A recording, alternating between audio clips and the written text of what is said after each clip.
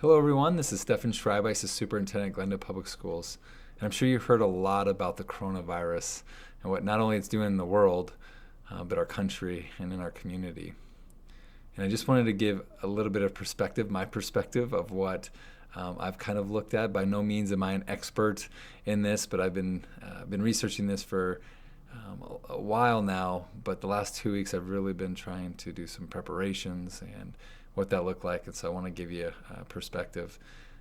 But our country is kind of polarized right now. On one side, we have this panic that has set in, and we have people feeling like, the world is going to end and things like that. On the other side, we have people thinking that this really is not a big deal at all. This is just like flu. It's no big deal. There's lots of things that are way worse. And so you have these two totally different sides, and it's really difficult to weigh in on some things. And so I really feel like there's a lot of people that just really don't understand the decisions that are being made in our country and our local communities.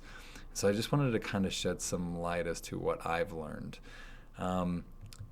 Right here, you can see this. One thing I've learned as superintendent is when I have to make a tough decision, not everyone is always happy about that. But what ends up being in the community or elsewhere, people frustrated,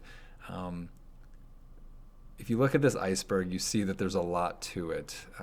There's a lot that goes into every single decision. But what ends up going out in the public, sometimes not all that can be communicated. And so there's only a little bit of information that people get, and they assume things based off that little information as to if the decision was good or bad or whatever. And that becomes problematic in situations like this because it makes it really difficult to understand really what is going on. I think one of the biggest things that people need to understand is why is some of this stuff happening? Is really government officials and health officials losing their minds? Why are things closing down? Why is there restrictions on things? Why is that happening? And the best that I could probably explain this is what they've been trying to get this out, and that is this concept of flattening the curve. And so in order to really explain this, I feel like I need to explain a little bit about, and maybe something you need to look into is Italy and what they're doing. Right now, the country of Italy is quarantined, basically. They're restricted to their house. Really, they can't go anywhere except the grocery store, the hospital. There's not a whole lot of movement there. They're trying to restrict a lot of different things because they are trying to do exactly this, and it's what our country is trying to do as well. And the concept behind this is basically this thing is spreading at alarming speeds.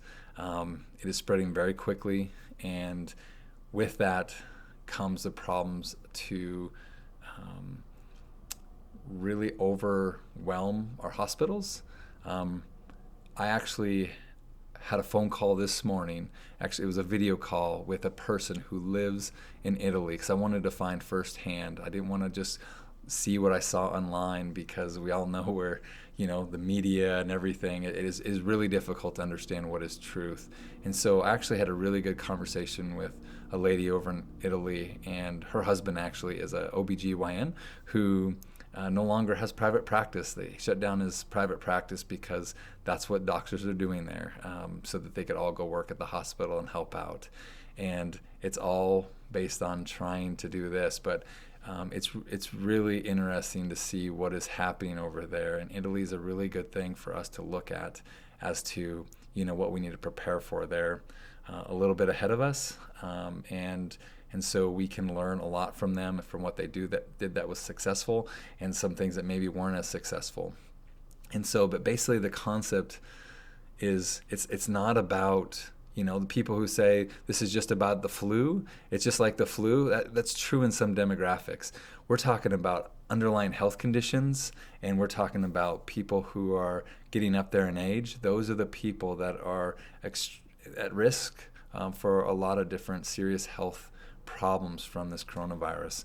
And that's really what this is about, because if we overwork our hospitals, it can collapse. And that's actually what Italy is really concerned about right now, is getting too overwhelmed. If they don't prevent some of this stuff, people getting this too quickly, it overwhelms the hospitals, and they just don't have enough staffing, they don't have enough equipment.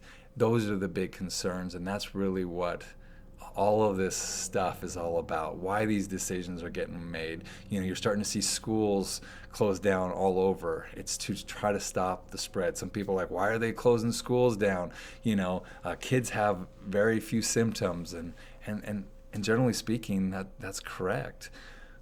But it's about what is the quickest spreading. Well, it's people who are not taking the proper precautions, and kids, unfortunately, wipe their snot on their sleeves, and they do different things, and it really does spread a lot quicker. So that's why the restriction on people gathering and so forth. It's about trying to minimize how quickly this thing spreads, so it can be a little bit more normal curve, and not, if you look at this line, it says healthcare system capacity. We don't want to overwhelm our hospitals past their capacity.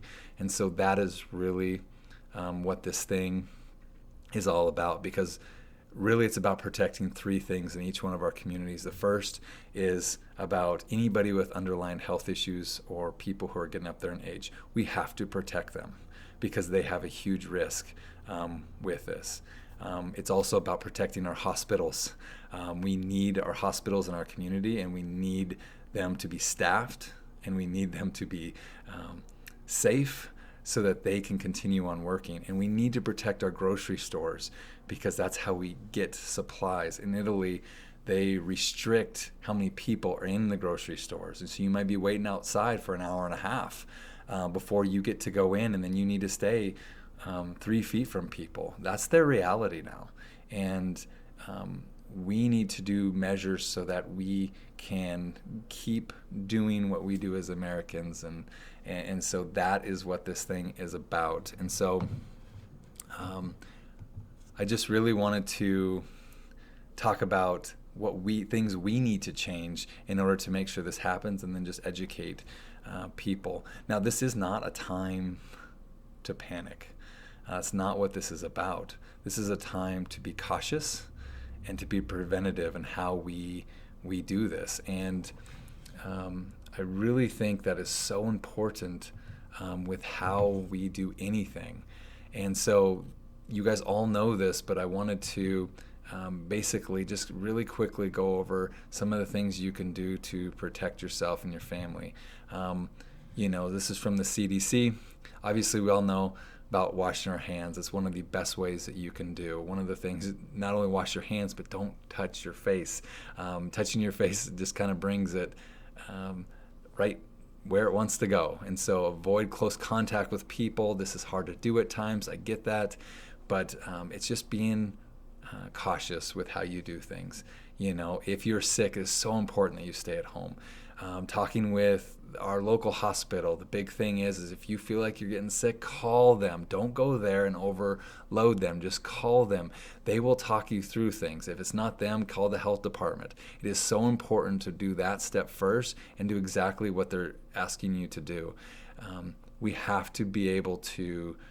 It's going to be a burden on everyone. I'm just letting you know that because of the incubation period, because of how long it takes sometimes. I mean, it is so important that we all do this because we are truly all in this together. Coughing and sneezing, this goes for kids as well. We have to teach people to either use their shirt to cough or sneeze or their sleeve, because we have to limit the droplets, the virus spreading in the air, because that's the most common way people attract this thing. They say that just coughing or sneezing, it's going to travel 10 feet before it drops. And so that's a long ways, and they say try to stay away from people about 6 feet, but it's really hard to do, and so 3 feet becomes a really good rule of thumb. But it's about being cautious. Wearing a face mask, a lot of people have been buying face masks like crazy, and it's not going to prevent anything because it's not airtight. And so it's all about, if you're sick, that is a good recommendation so that other people do not get sick. But Just understand that, and it's all about cleaning and disinfecting. The nice thing about the coronavirus is, Lysol wipes or disinfectants like that does work on that. There's other things like the norovirus that went through our community that did not, and we had to change our cleaning practices.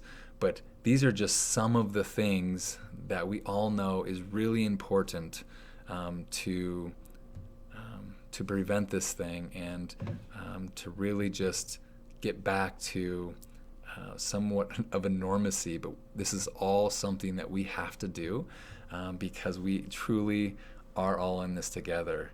I really believe our community has a leg up on this. I have been looking at this for quite a while, and because of the norovirus coming through our community, we had to change a lot of different things. We changed our cleaning practices. We changed a lot of different things. And so we are a lot further along than we would have been if that didn't happen.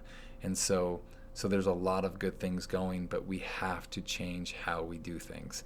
And, again, this is not about panicking. This is about being cautious. And so there's going to be a lot of decisions that are going to be made by a lot of different people. And I just encourage you to do your research and understand why this stuff is happening.